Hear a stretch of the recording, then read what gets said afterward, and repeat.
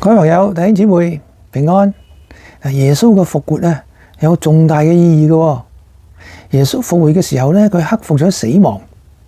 作為罪人啊，我哋咧都活喺死亡嘅管轄之下，因為罪嘅工價乃是死啊嘛。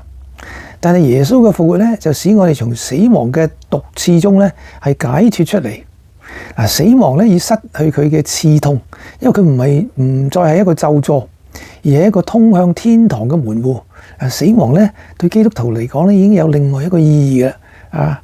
死亡咧將我哋從呢個罪惡嘅世界中咧解救出嚟，立刻把我哋帶到天上，在基督面前嘅榮耀裏。我哋所以為此咧，我哋感謝主耶穌為我哋受死、被埋葬，然後復活，彰顯神嘅榮耀，救贖世人，征服死權，永遠得勝，成為我哋嘅初果，俾我哋復活嘅盼望。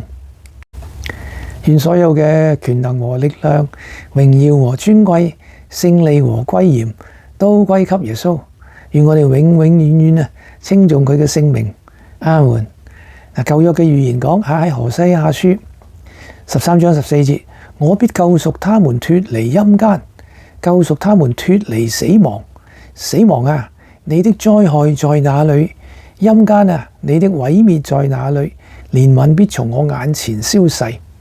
咁嚟到新約咧，哥林多前書15章54節講，當這會朽壞的變成不朽壞的，這會死的變成不會死的，那是經上所記，死亡已被勝利吞滅了的話就應驗了。